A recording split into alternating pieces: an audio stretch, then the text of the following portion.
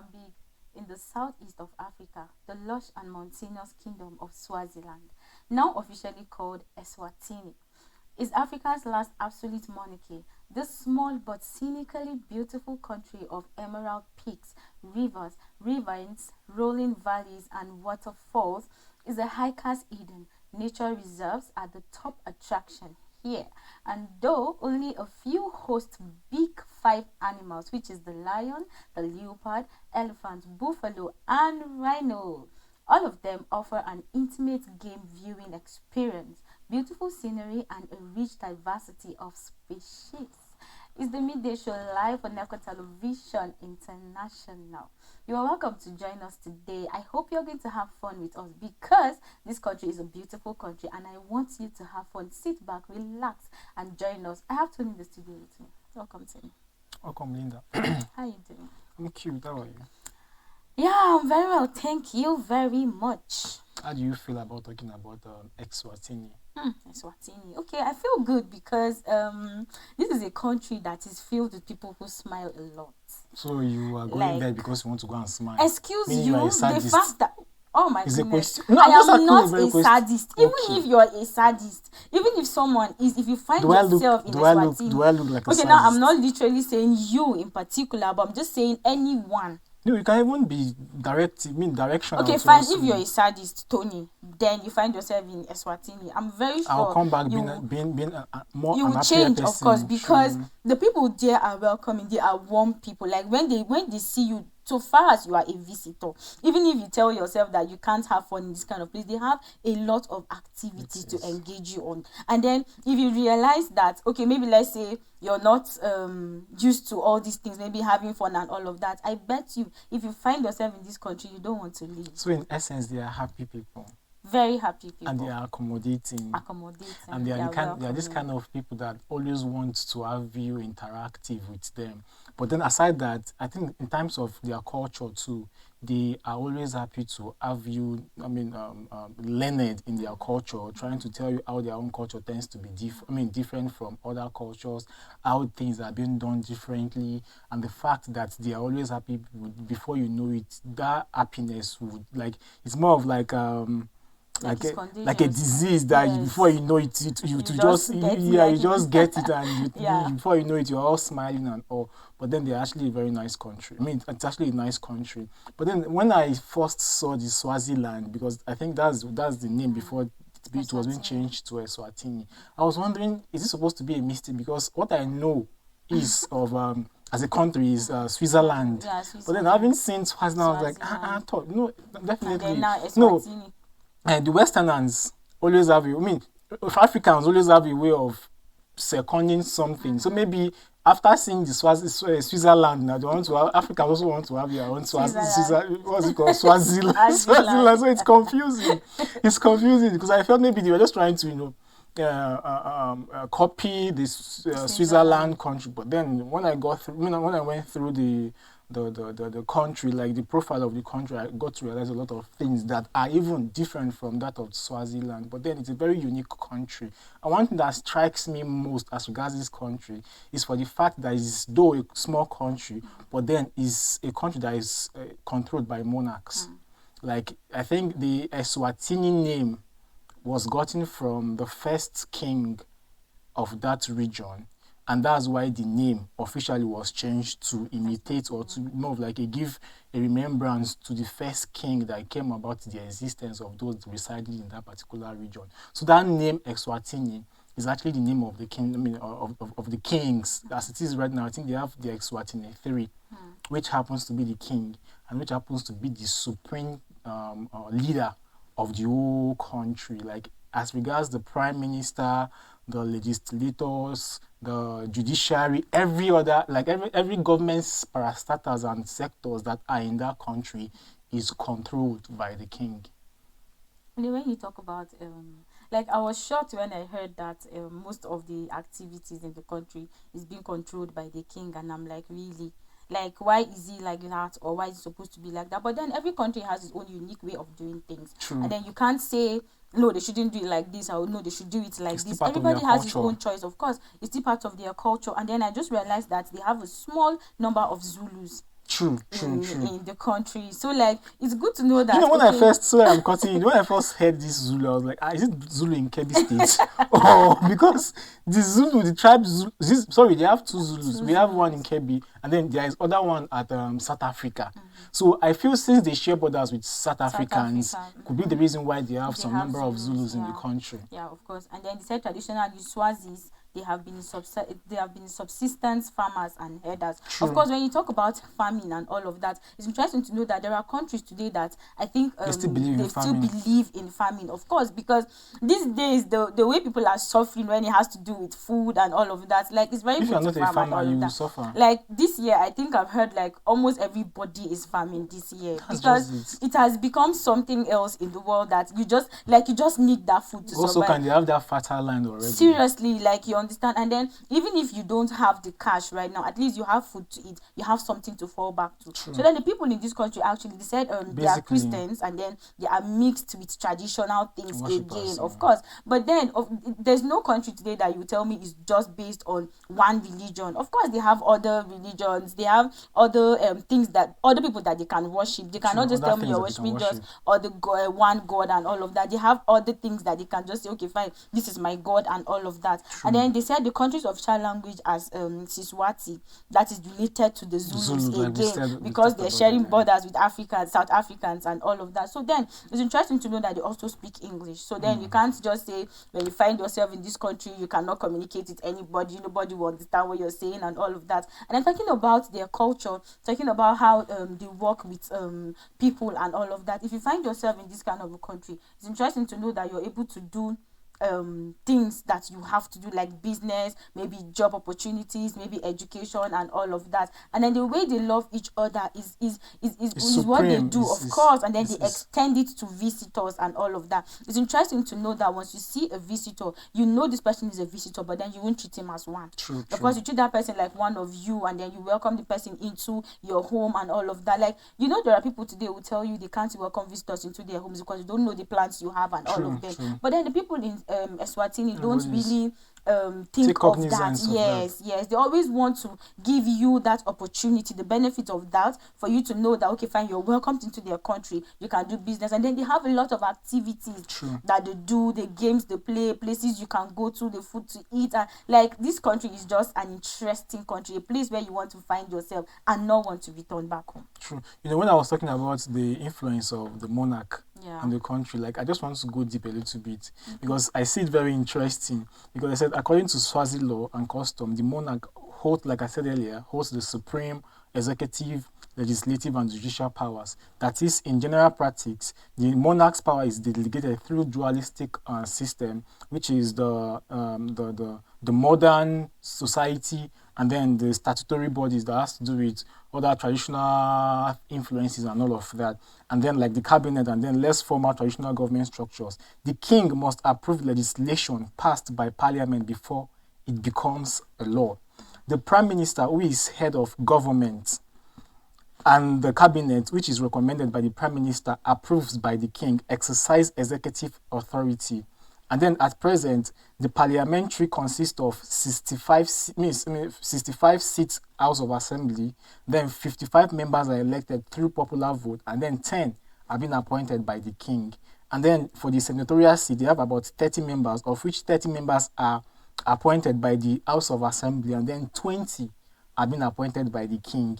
And they said the last election of this House of Assembly was done as far back as 2003. So just imagine, for the past 2003 up to this moment, the House of Assembly, members of the House of Assembly are still in seat and all of that. Wow. And then for local administration, Swaziland is divided into 4 regions, with each administrator that is being appointed by the king. So that is to say that the king is just the ruler of Swaziland. Honestly, like, he has upper hand in that place. Well, just imagine you're from that family, like you are from that royal family. Yes, do you understand? Like, you take control of almost everything. But do you know one thing about inheritance in that country, or being an heir to, say, a family or a kingdom and stuff. Like it's not really about the first being the oldest child.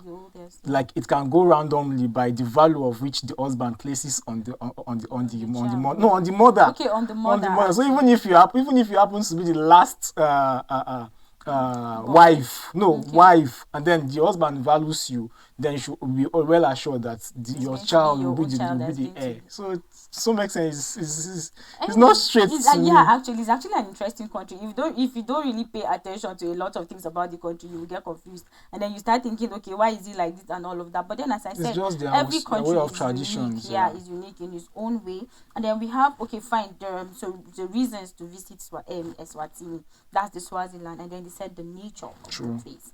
And then the country's relaxing landscape with its rivers, waterfalls, and rocks is the main way to spiritual rest. Eswatini is surrounded by high-veiled, middle-veiled, low-veiled, and then Limbombo Mountains, which also seeing the incredible scenery by hiking. Of course, if you love hiking, this is one of the places you should find yourself. Esluwini Valley and Sheba's Breast Mountains have a marvelous view, and it is why they are considered one of the best places to visit in Eswatini. If you love nature, this is the best place like to this go. is just the best. And it's not even as far as anywhere. It's just here in the country. Sorry, it's just here in the continent. It's still Africa. Yeah, actually.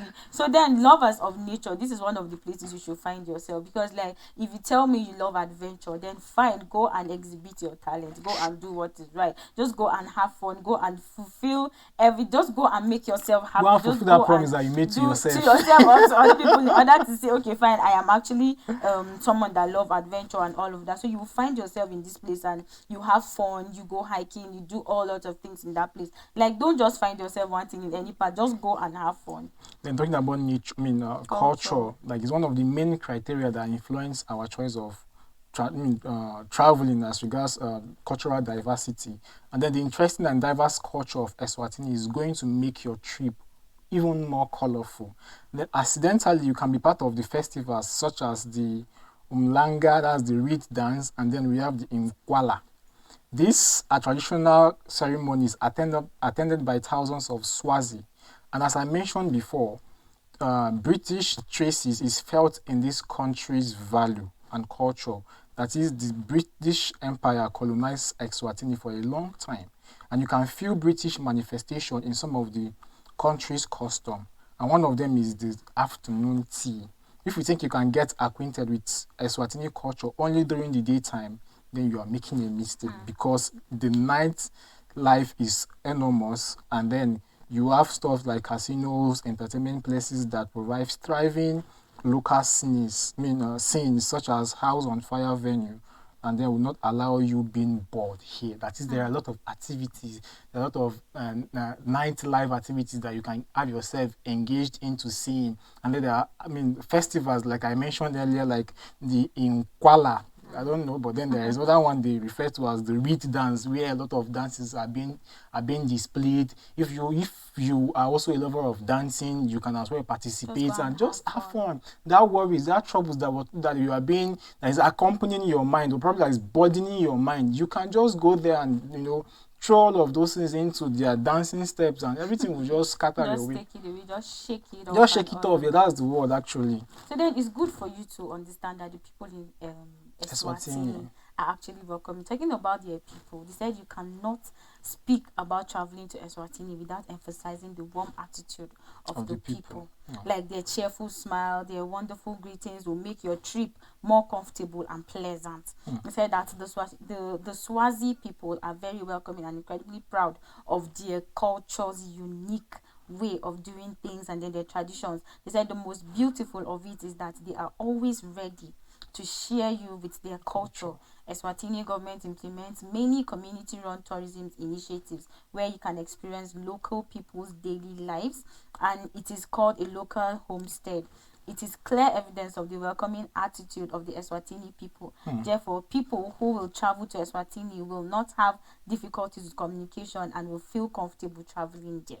Of course, if you want to travel to a country, you need to go to a place where they will welcome you. Of A course. place where you will feel at home. You A feel place where you're welcome. very comfortable, you feel welcome. So then the people in Eswatini are actually people that you should actually want to have something to do with.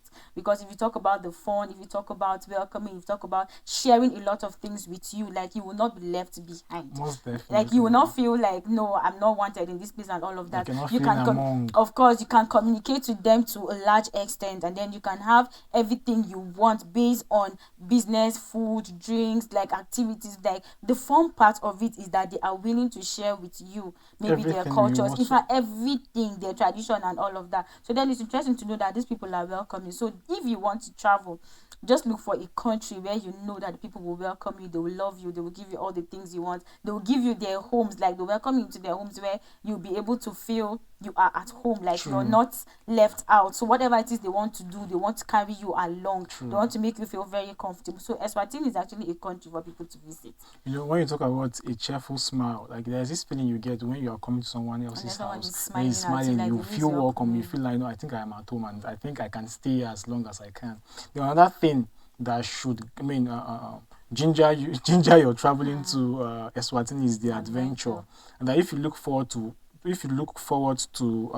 traveling there, Eswatini is actually the right place for you because it is so remarkable that you can find plenty of adventures in such a small country in Eswatini. And adventures could be the mountains, the rivers, the valley, which will give you a great opportunity to enjoy it. And then one of them is abseiling, which is abseiling, and then consider that is a very safe place activity for all ages. During this abseiling in Eswatini, you will get a great memory of admirable scenery, carving tours in the vast network of tunnels of the Kombohole caves near the Mbappe. Is it sounding like Mbappe for me? Is Mbambane is one of the most exciting adventure activities, and then it's a physical activity where you can walk, crawl, body jump, scramble, slatter even on your belly through the rocky passage of the cave. And a big advantage of Eswatini is its small size, which makes everything in this country more accessible.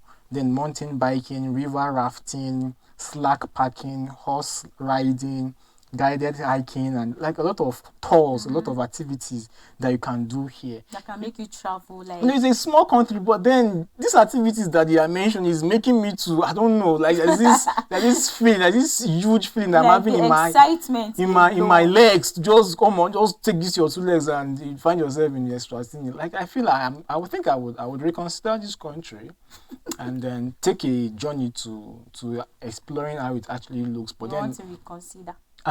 No, before now, because I told you that before, when I saw the first time I saw this Swaziland, like I was thinking maybe it was a mockery to the Switzerland. So, but having seen what it entails, I feel I would have to give it a try. It's actually fun for you to find yourself in this place because, as I said earlier, if you love adventure, this is a country where you should find yourself. Like, there's no dulling moments. Like, you will have fun. Like, you go hiking, you go for your walk, and maybe strolling with somebody, hold hands, just be talking, just do other things that is going to just excite you. True. Whatever it is that is exciting, you'll find it in Eswatini. So don't just be left out. And then the wildlife, of course, talked about the big 5, and then which is we have the lion, the elephant, rhinos, leopards, and the buffaloes. Like, if you want to see them, this is where you will find them. Like, the local wildlife of Eswatini is the main reason to come here because of the variety of animal and bird species. Of course, I learned that they have different birds again in that place. And then the famous game reserve in the east of the country is one of the Eswatini best places to visit. As I said, if you love adventure, if you love nature, this is the place for you. Like, don't just be left out. This is the African country for you. For you, like, this is the African country. Aside Nigeria. Africa. Okay. This is the African country for you. Then we have the cuisine. And then they said if you can't find a suitable meal for yourself in the country of travel, it may cause you some uncomfortable situation, which is very, very true. And then the delicious cuisine of Eswatini will not allow you to experience this because the country's main food is sorghum and maize, served with goat meat and chakalaka. Oh my goodness! It's a vegetable relish relish rather. And then even though the country is a landlocked, you can find various types of seafood imported from Mozambique. In order to mention the Mozambique that you said, you said earlier before the show. Somebody said Mozambique, so that was why. So there are a lot of food or varieties of food that you are likely to have a taste there and just enjoying to. And like I said earlier, I said the major food or the main food there is the sorghum and then the maize. And I think when I was doing my research, I saw a lot of maize, either roasted one, either cooked one.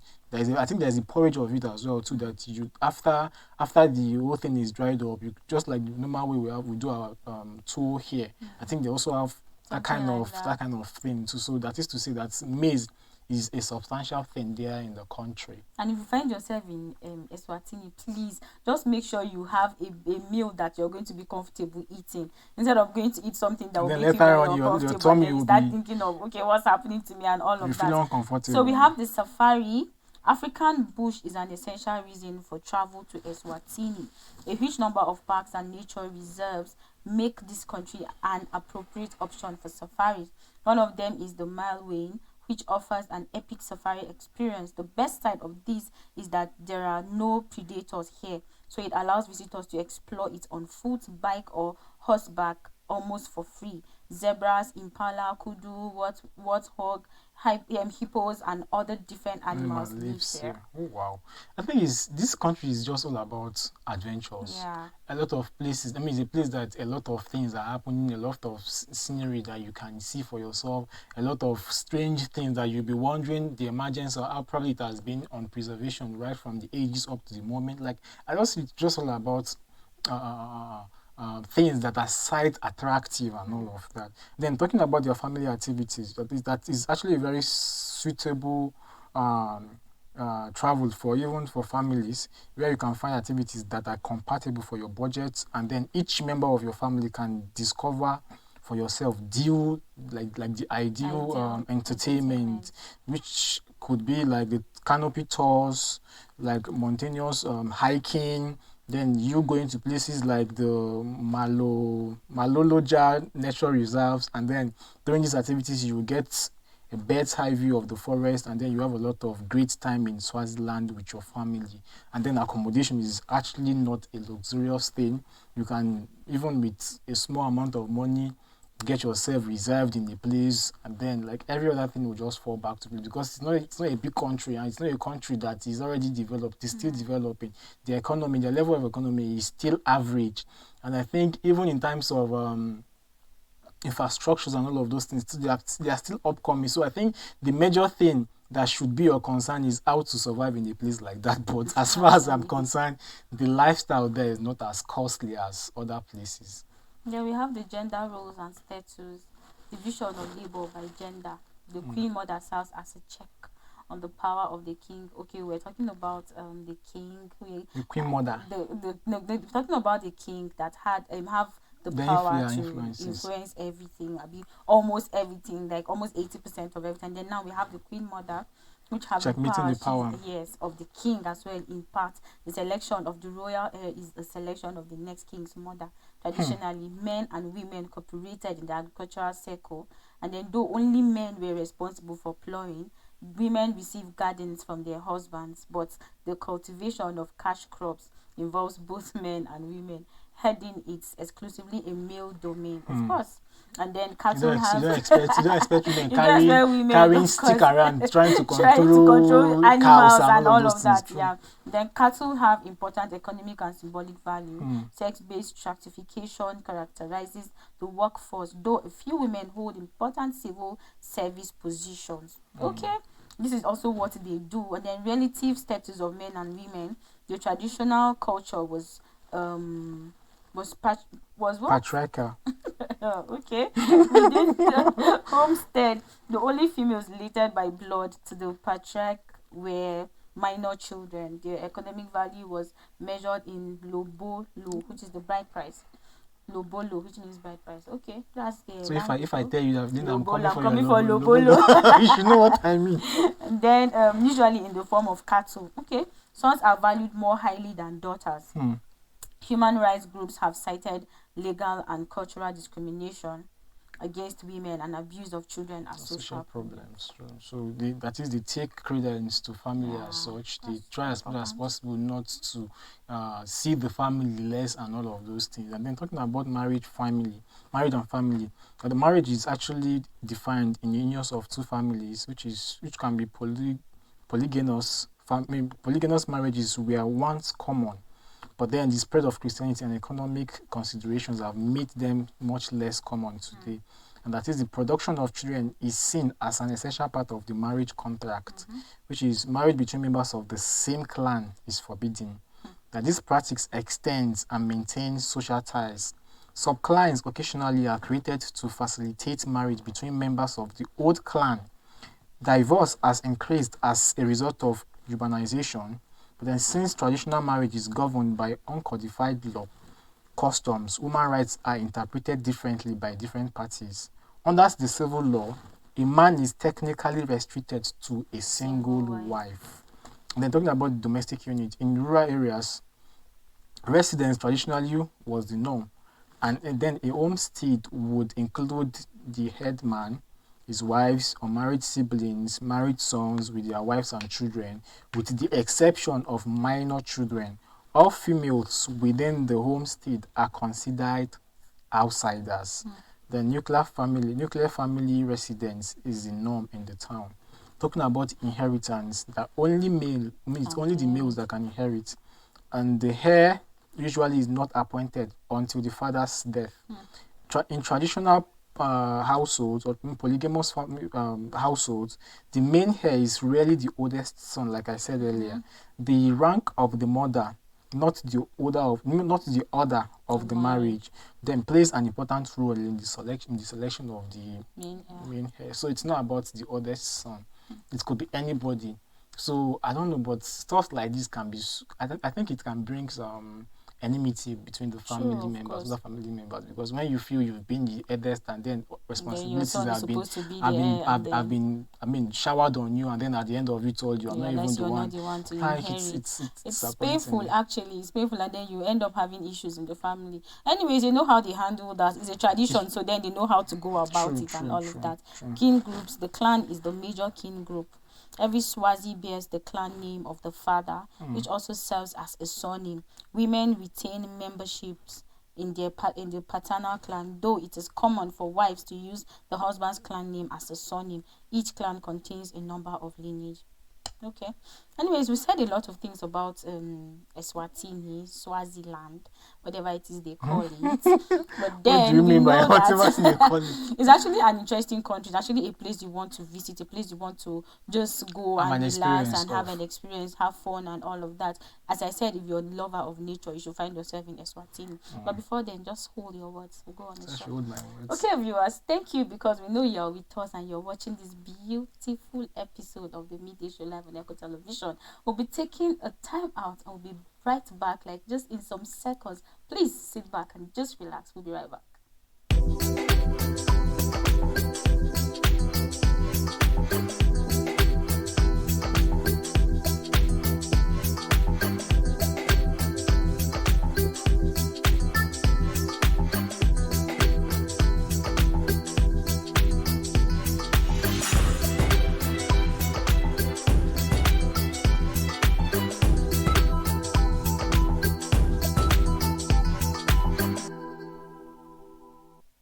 Welcome back. If you're just joining us, it's still the Midday Show live on Echo Television International. Thank you for staying with us. I still have Tony in the studio. As usual.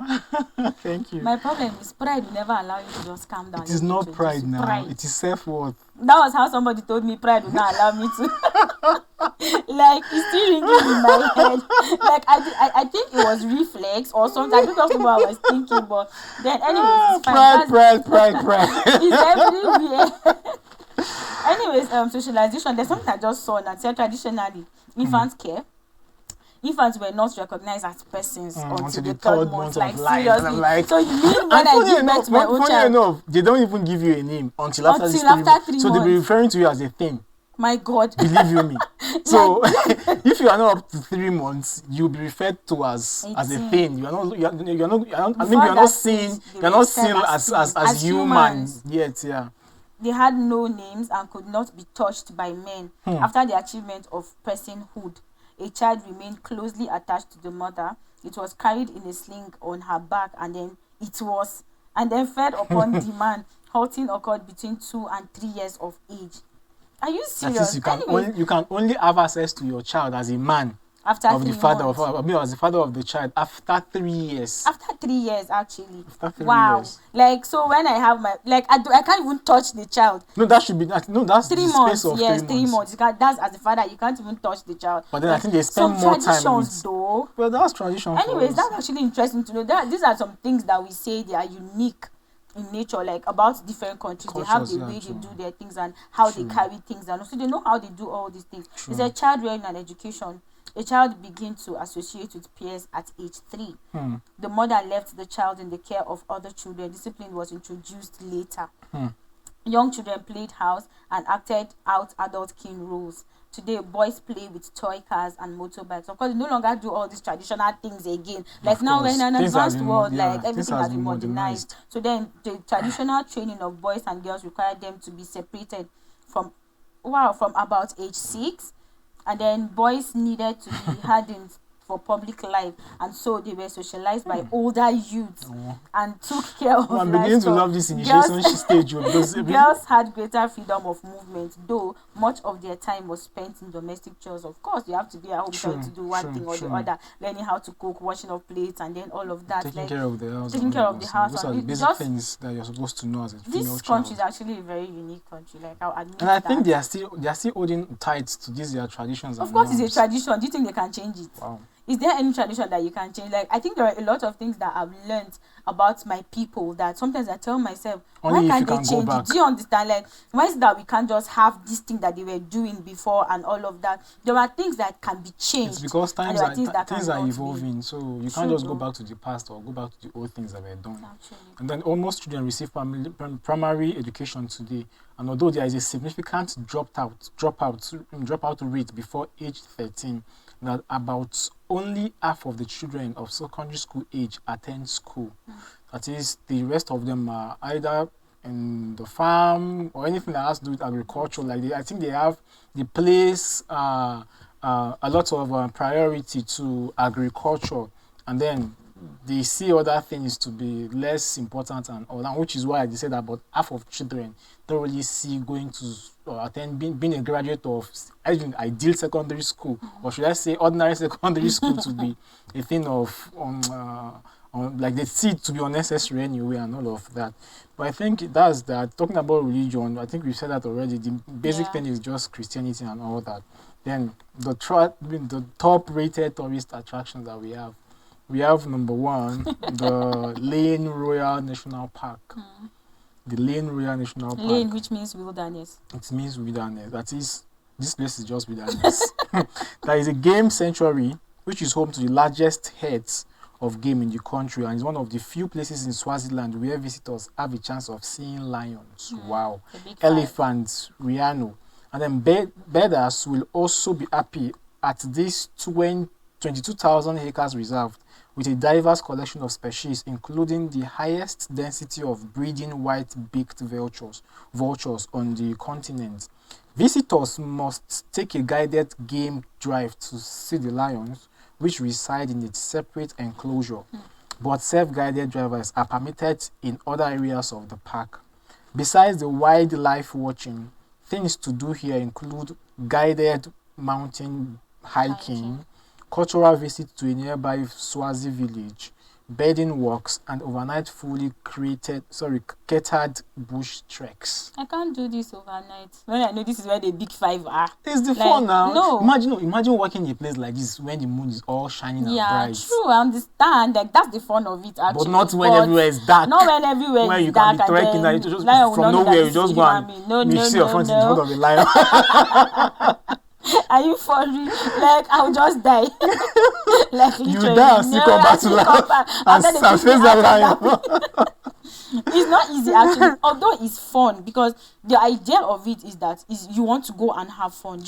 You want to go and just show yourself, like just do all the crazy things and all of that. But then the thing is, it's actually dangerous as well, because if you're not that's why they have drivers that will actually take you around that place, like, because you want to see these animals. Like, we understand you want to see them, but then you really need to be careful. Don't just go and then hand your life to them. Like, ideally, I feel if you go to a national park or be a wildlife park or whatsoever, I feel it's best you go with a guide or a guide that would guide you through how things are done. No, you don't think that is what it should be. Species of things, just in case you are being prone or being exposed to danger. I think one way or the other they will know how to curb the whole thing.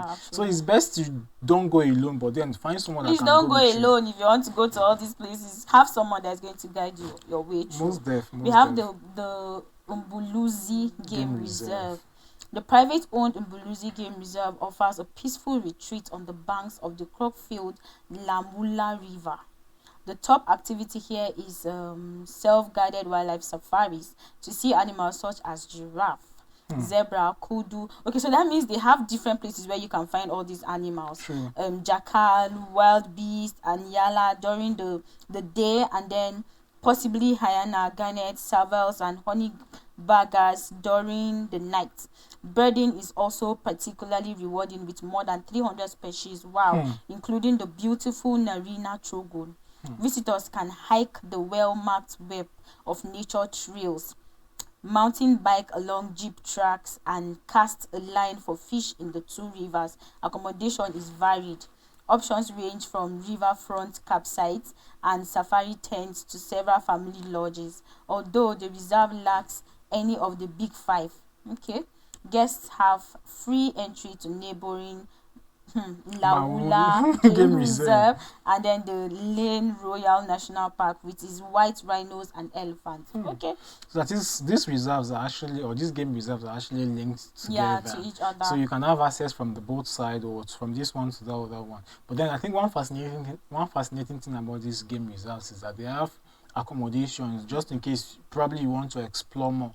Can spend the night there and then continue exploration even to the next day, or even after the day to the next. I feel it's a very interesting thing where accommodation is being provided for visitors or tourists, just in case you want to spend the night over or do some certain things afterwards, or probably you are in the course of doing your thing and then you the night fell on you and you just need a place to rest your head. They have accommodations, but I don't think it's like it varies, because it's not just for everybody. So it depends. It's limited. It depends on how many you are and then how long you're going to stay. It's just when you're being cut off in the night and then you just need somewhere to just rest your head. No, we have the Lumbamba. That is in the beautiful Ezuline Valley. That is the Valley of Heaven. The Lumbaba is a Swaziland's spiritual and cultural heart. This laid-back town is home to Swaziland's monarchy, as well as its most important buildings. Here, visitors will find the Lumbaba Royal Village with the Royal Kraal, and then the Parliament Building, the National Museum, and then other government buildings. And then in the Lange Embo State Palace, the king hosts audiences, and then significant state house built in 1978, which is used mainly for ceremonial and other state occasions, though neither of these buildings is open to the public. However, visitors can tour the Parliament building. And then also in this Lumbaba, the stadium, they have a stadium which is the venue for major cultural and sporting events, state celebrations, concerts, dance performances, and then speeches that are being made by the king. That is to say that there are a lot of activities that go on here, and for the fact that it is the ancestral home for the monarch, I feel there's a place that a lot of traditional things would be seen and probably are being preserved that has been preserved dates back to say 1970 something and all of that. So it's a place to actually visit and see things for yourself. Another interesting place, we have the Swazi market in Babani, Baban. Mbappe. Swazi Just market say Mbappe. ban. Okay, we have the Swaziland's cool climate capital. It's home to the Swazi market, a must-see attraction of souvenir-stirred tourists. Of course, if you're looking for something to buy when you travel to Swaziland, if you Swazi travel market to is the best Swazi place. is the best market to get all these things. So, like Tony, when you travel, you just know where to go to Are you go not and traveling get with things me? to bring. No, no, no, I don't want You to don't want to travel go to with you. Swaziland? No, I want to go to Okay, Swaziland, but not with but me. not with you. I can guess who you want to travel with, but don't worry, we'll Yes. not talk about it That now. you know, no, you know. I told you Yes. when I make it in live, I was surprised. You surprised me in life.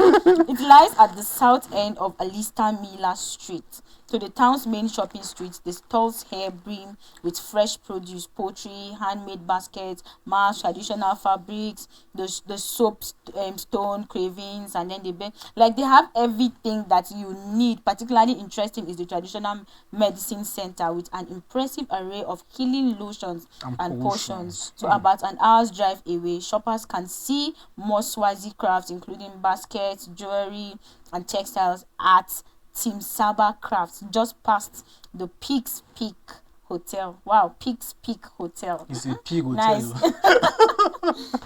Well, I feel it's a market that is filled up with a lot of traditional stuffs, be it the textiles, the safaris, the what other thing, see carvings and jewelries, traditional fabrics, and a lot of things that you are likely to or probably that is enticing you, and then it's catching your fancy and all of those things. Because I think there is no way you go to a country such as it that you will not come back with a lot of things that are being used there and stuff. So to me, it's actually a nice country. Then the next place to visit is the Maloloja. You know, it's not a Yoruba place, so please. Which are Malu, please. Maloloja. Maloloja Nature Reserve.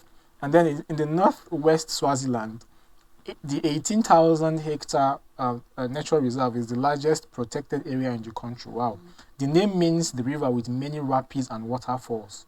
For the reserve is sliced by the Maloloja River, which forms a series of waterfalls, including the country's highest cascades. And then this Maloloja and the Maloloja Falls habitats range from the wetlands and grasslands to thick riverine forest, and then the white flowers brightens the beautiful landscape in spring and summer. And one of the best features of the reserve for visitors is its network of hiking trails and then many backpackers camp, allowing multi-day wilderness trek. And then the fauna is particularly notable for the abundance of reptiles and birds, including the breeding groups of endangered species such as the blue crane and then the bird ibis. Resident mammals include rock eland, zebra, and other things that you likely want to see for yourself, or probably you would see in the virtue of your exploration. I just feel it's a place that is to some extent nice, but then I don't see myself going to places like this. I'm already scared. Because I think one interesting thing that strikes me or that I see very interesting in this place is for the fact that it has a lot of waterfalls, and then is a place that has rapid slices of waterfalls that you can from this waterfall go to the other or see something else that captivates you, and or like I just feel I think that's just the only part to which I think I would be encouraged to visiting. But any other thing that has to do with mamas and stuffs and like I have said, I think I would make exception to such places. We have the Fofoyen Falls Nature Reserve. This falls ecology and nature reserve is located in the northwest Swaziland near Peaks Peak Hotel and about 40 minutes from the Maloloja Nature Reserve. It claims the motto Peace, Privacy, Paradise. The reserve protects an astonishing diversity of habitats in a relatively small area, with lush forests, rivers, waterfalls, and scenic hiking trails. True. The 600-hectare reserve's top attraction is its namesake, the Fofoyen Falls. From atop a steep rock face. It is an 80-meter high waterfall that tumbles over some of the world's oldest rocks, estimated to be more than 3.5 billion years old. Are you serious? Jesus. Like, you mean 3.5 billion years? Are you serious? How old is this word? Because it's surprising. Wow. Well, you can't tell, because some of these rocks have been in existence right from the start of, from Not the some. section age. They have been. So no, I just say some. How can it be some, like all, like everything, like? Me, I'm not a geographer. I mean, what are they called? Those that study. Geographers. Is it geographer? I don't think it's geographer. I don't know too. I think it's zoologist. I think. I don't know. Let's go. Then we have the Markins. That the Markins is actually a small town of Markins. It's actually a small town of Markins, which serve as the gateway of the Speculator Meluwin Wildlife Sanctuary, and is a fun place to relax for a it's actually a place to relax for a few days, and then surrounded by lush green fields of crops, including rows of corn. It sits at the edge of Swaziland Eastern Mountains, and then the town is known for its anti-craft scene, and there are both traditional art centers and craft stores around the town, selling everything from the famous colorful Swazi candles known across the land to carve wooden animals, serving spoons, batik fabrics, and then metal works. Makin is also a good place to book a Swazi homestay. Oh, wow. I think it's a nice place to stay, but I saw something that is so captivating for me, like a thing that would even want me to make a homestay here in these Markins. The fact that you are likely to be exposed to a lot of rows of corn. You know what I mean? I love corn, be it cooked to burnt. Are you serious? Like whichever way it comes, I am a lover of it. Nice. Which is why I think I would want to make this place my place of maybe residence. If God permits my traveling there. These days you have to be very prayerful to traveling to places. If God should permit, and then you see a vision of your traveling there, then you go. But if God should object my traveling there, I'll just stay back. Of which God is, I know God, me and God, we communicate often, so I know what is likely to see, even if after I pray. I can't say. Unbelievers like you would want to believe me, because I don't believe you. That's what I'm saying. So but then I don't have a problem. I'm not surprised. Even if you find yourself in this country and you decide to stay, it's my business. Like, thank you for completing this. You know, we don't want to come. Tony, what's up now? What's up? Come back. I've missed you. I've missed you on Midday show. I'm sorry. Really? So you leave me on Midday show? I'm sorry. Like, seriously.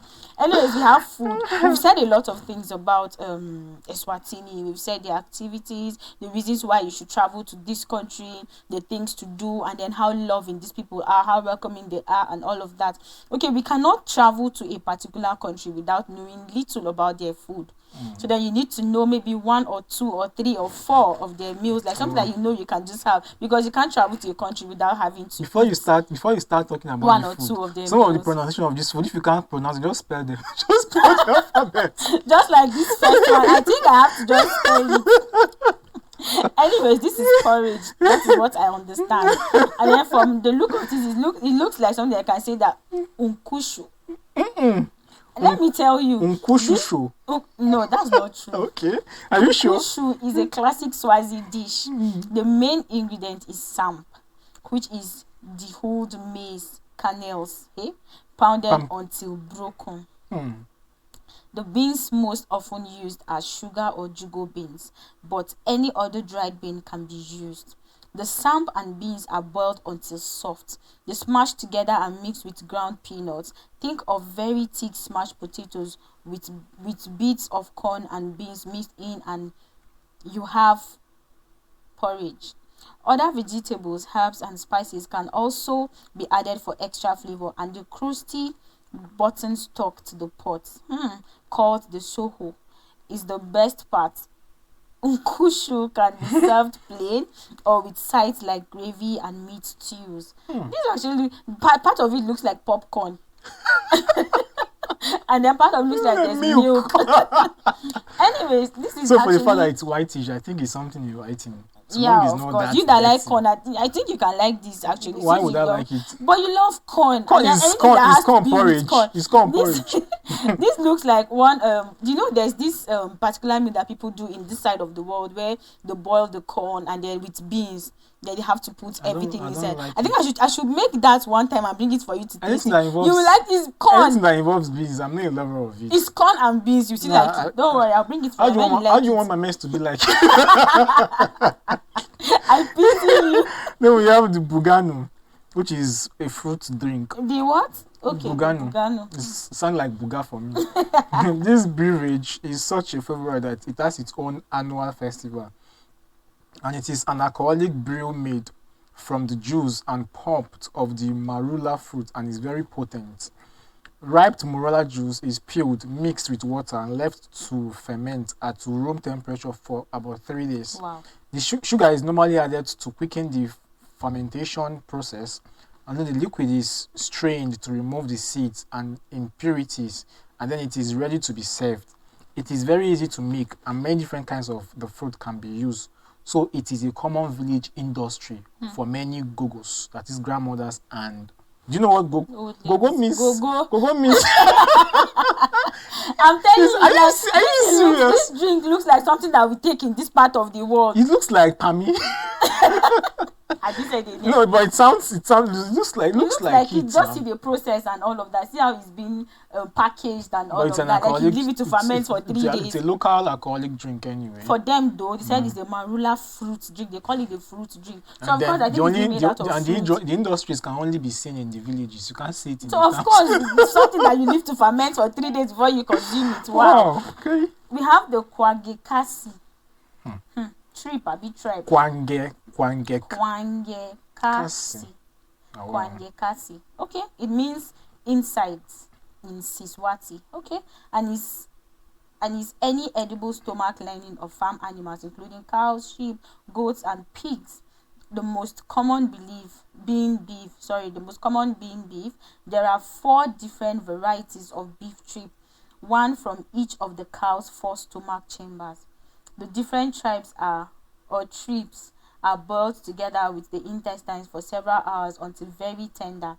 Other vegetables and herbs can also be added. In Eswatini, the kwangekasi is served as a starter or main meal, plain or with some kind of starch, often pap, and it's touted as a great hangover remedy, perfect after a night on Bugano. Okay, so this goes after Bugano. Okay, this is interesting. Like a remedy, sort of. This is more like a remedy, actually. They have different meals. They have the lugusha, which is the jute soup, in kanka, which is the bitter gourd, and all of that. They have a lot of meal that you can want to try. So if you find yourself in Eswatini, just try whether 1, 2, or 3. Just explore, like just try out these meals and see. And come and tell us. And tell us what it It is feels nice like, or not. actually. And then if you had any issues with your stomach and all Tell of us, that, I will pray for you.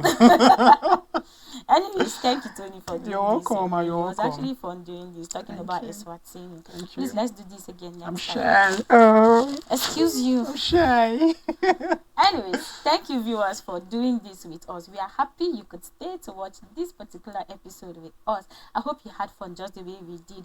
We'll come your way again next time with another beautiful country. But before then, have a beautiful day and stay blessed. Stay out of trouble. Bye.